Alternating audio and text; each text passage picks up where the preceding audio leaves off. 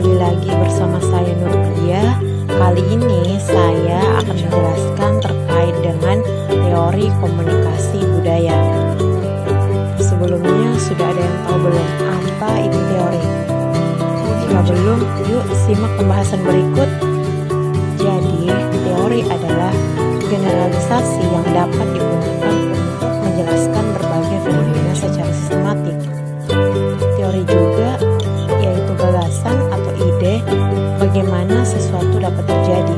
Setiap orang pada dasarnya menggunakan teori untuk membantu orang memahami berbagai hal dan memberikan keputusan mengenai tindakan apa yang harus dilakukan. Teori selalu berubah dari waktu ke waktu. Perubahan terjadi ketika orang menemukan hal baru atau mendapatkan perspektif baru.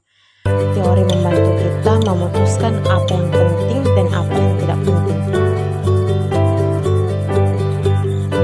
Adapun teori menurut cara ahli, yang pertama, Popper dan Schindler mengatakan bahwa teori adalah seperangkat konsep, definisi, dan proposisi yang tersusun secara sistematis sehingga dapat digunakan untuk menjelaskan dan mengamalkan fenomena. Sedangkan menurut Haditono mengatakan bahwa teori akan memperoleh arti yang penting bila ia lebih banyak dapat melukiskan, menerangkan, dan meramalkan gejala yang ada. Kemudian komunikasi. Komunikasi secara fenomena adalah kumpulan generalisasi seperangkat konsep yang tersusun untuk melukiskan, menerangkan, dan meramalkan yang merupakan aktivitas atau perilaku yang pasti dialami oleh manusia yang menimbulkan pesan-pesan terhadap manusia itu sendiri. Menurut Thomas M. Scheidel mengatakan bahwa kita berkomunikasi terutama untuk menyatakan dan mendukung identitas diri, untuk membangun kontak sosial dengan orang di sekitar kita, dan untuk mempengaruhi orang lain untuk merasa berpikir atau berperilaku seperti yang kita inginkan. Menurut istilah, teori dibagi menjadi 4 pengertian. Yang pertama, teori adalah abstraksi dari realitas. Yang kedua, teori terdiri dari asumsi, proposisi, dan aksioma dasar yang saling berkaitan.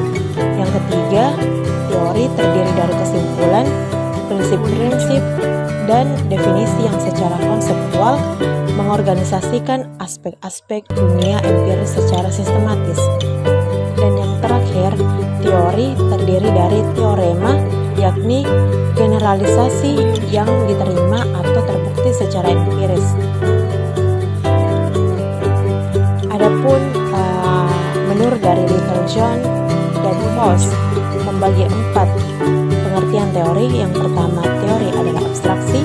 Yang kedua, teori merupakan susunan atau himpunan. Yang ketiga, teori adalah interpretasi tentang suatu hal. Dan yang keempat adalah teori juga membersihkan rekomendasi tentang suatu tindakan.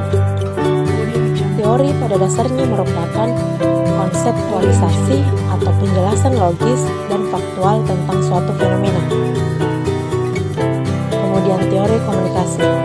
Teori komunikasi ini merupakan konseptualitas atau penjelasan logis tentang fenomena peristiwa komunikasi dalam kehidupan manusia.